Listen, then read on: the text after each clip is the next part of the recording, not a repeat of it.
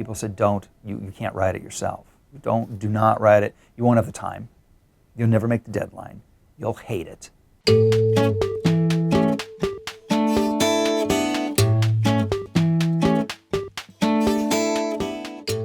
This is Sam Tanenhaus, editor of the New York Times Book Review.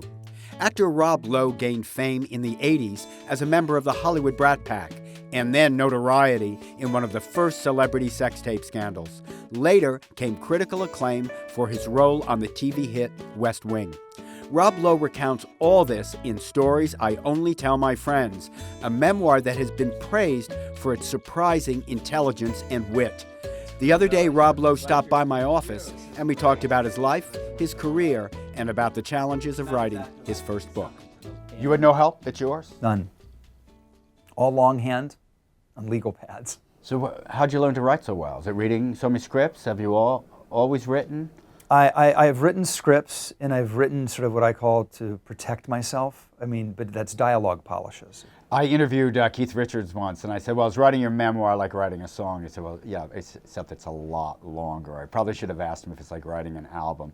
How do you compare the process of writing, a serious memoir, this is being treated as a serious book, with, say, the process of making a major film? They're exactly alike. And films are won and lost in two places, casting and editing. And my book was no different. It was casting. What stories am I going to tell?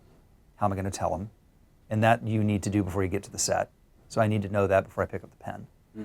And then editing, which is the discipline of when I'm writing the book. There are certain stories I could tell in the first half of the book because they're digressionaries. I don't know if that's a real word, but if it is, I'm coining it today. But it might take you out of the narrative thrust. You can do that in the first half of the book, but there comes a point where you got to bring out the whip to the horse and get to the finish. And for me, I found that meant that a lot of stories I wanted to put in didn't make it in because they didn't serve getting the reader to the end of the book. So yeah, I just had to be disciplined about the narrative thrust of it, which is what you do as an editor in a movie. Did you edit yourself? Did you do successive drafts, or did you just deliver a manuscript to the publisher?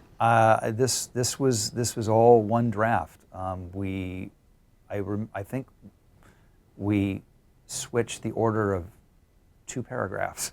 That's amazing. The mistakes, big mistakes. You rely on your own instinct. Where does it lead you the wrong way? Oh my gosh. See, my default answer is yes, and I'll do that. And so when the Academy Awards asks me to sing and dance with Snow White in their opening number, yes, I'll do that, is a bad answer. But how much does something like that really cost you in the end? I believe that cost me in my career more than my famous videotape scandal. Why? Because it was awful. But so how much of this, let's say you're a producer, a De Laurentiis or someone like that, and you're making huge films, there's a lot of money at stake.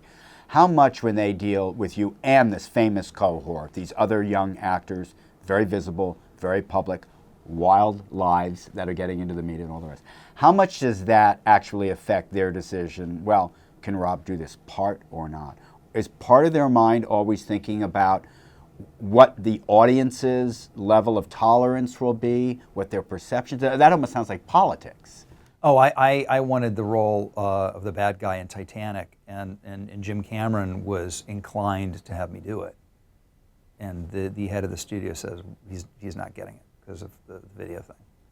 So let's talk about politics. You were interested, you were involved. I used to say I was really, really, really, really interested in politics, but with what politics has become, what I realize is I'm less interested in politics and more interested in the world of public service. So what do you do? What have you been doing? I supported my dear friend Arnold Schwarzenegger through his campaigning and his run as governor. I do a lot of work with, I testified for Congressman Markey's commission on green energy and how that relates not only to the environment but to national security. That's a passion of mine. I'm passionate about streamlining FDA approvals for cancer drugs that will absolutely save people's lives. We know this. So it's very issues-driven for you. It's totally issues-driven Yeah. for me. It's and I have other ones, but I come to it from a point of I'm a policy nerd. I'm like Sam Seaborn. What all do you want to do next? I've been really gratified by the reception of the book, and I'd like to continue to write, and probably will. Well, it sounds great. Congratulations again on this really superb memoir. Thank you. And, I mean, coming from you, my friend, I can't tell you. Well, it's a pleasure and privilege for us to have Rob Lowe here at the New York Times Book Review, and thanks you. again.